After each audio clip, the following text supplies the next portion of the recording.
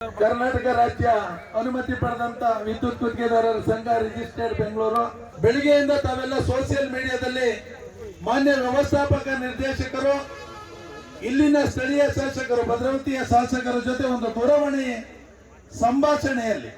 ಸಂಭಾಷಣೆಯಲ್ಲಿ ಸ್ಥಳೀಯ ಗುತ್ತಿಗೆದಾರರಿಗೆ ವಿದ್ಯುತ್ ಸಂಪರ್ಕವನ್ನು ಕೊಟ್ಟರೆ ಅವರಿಗೆ ಕೆಪಾಸಿಟಿ ಇಲ್ಲ, ಹಾಗೆ ಗುಣಮಟ್ಟದ ಕಾಮಗಾರಿಗಳನ್ನ ಮಾಡಲ್ಲ ಅಂತ ಒಂದು ಆದೇಶವನ್ನು, ಒಂದು ವಾಯ್ಸ್ ಆಡಿಯೋನ ತಾವುಗಳೆಲ್ಲ ಕೇಳಿದ್ದೀರಾ.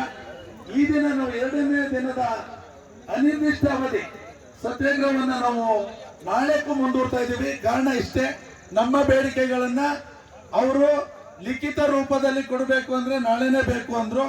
ಮತ್ತೆ ಮಾನ್ಯ ವ್ಯವಸ್ಥಾಪಕ ನಿರ್ದೇಶಕರು ಏನು ಅವರ ಹೇಳಿಕೆಯನ್ನ ಕೊಟ್ಟಿದ್ದಾರೆ, ನೀವು ವಾಯ್ಸ್ ಆಡಿಯೋದಲ್ಲಿ ಕೇಳಿರುವಂತ ಹೇಳಿಕೆಯನ್ನ ಹಿಂಪಡೆದು ನಮ್ಮ ರಾಜ್ಯದ ಗುತ್ತಿಗೆದಾರರಲ್ಲಿ ಕ್ಷಮೆಯನ್ನ ಕೇಳಬೇಕು ಅಂತ ನಾವು ಎಲ್ಲರೂ ಒಕ್ಕೊರಲಿನಿಂದ ನಿರ್ಧಾರವನ್ನ ಮಾಡಿದ್ವಿ.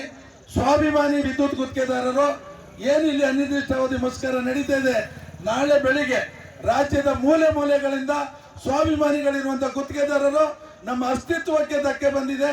ಹೆಚ್ಚಿನ ಸಂಖ್ಯೆಯಲ್ಲಿ ಶಿವಮೊಗ್ಗದ BH ರಸ್ತೆಯಲ್ಲಿರುವ ವಿದ್ಯುತ್ ಭವನದಲ್ಲಿ ನಡೆಯುತ್ತಿರುವ ಅನಿರ್ದಿಷ್ಟಾವಧಿ ಮುಷ್ಕರಕ್ಕೆ ತಾವೆಲ್ಲರೂ ಭಾಗವಹಿಸಿ ಈ ಒಂದು ಐತಿಹಾಸಿಕ ಅನಿರ್ದಿಷ್ಟಾವಧಿ ಮುಷ್ಕರಕ್ಕೆ ಕಾರಣಕರ್ತರಾಗಿ ನಮ್ಮ ಅಸ್ತಿತ್ವಕ್ಕೆ ಹೇಳಿಕೆಯನ್ನು ಕೊಟ್ಟಿರುವಂತಹ ಅಧಿಕಾರಿಗೆ ಒಂದು ಎಚ್ಚರಿಕೆಯನ್ನು ಕೊಡುವ ಸಂದೇಶವನ್ನು ನಿಮ್ಮೆಲ್ಲರ ಒಗ್ಗಟ್ಟಿನ ಮುಖಾಂತರ ತೋರಿಸುವ.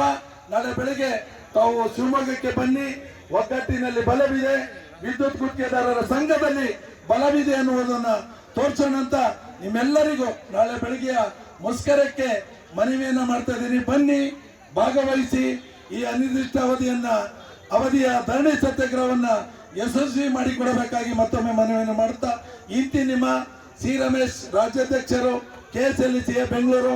ಧನ್ಯವಾದಗಳು.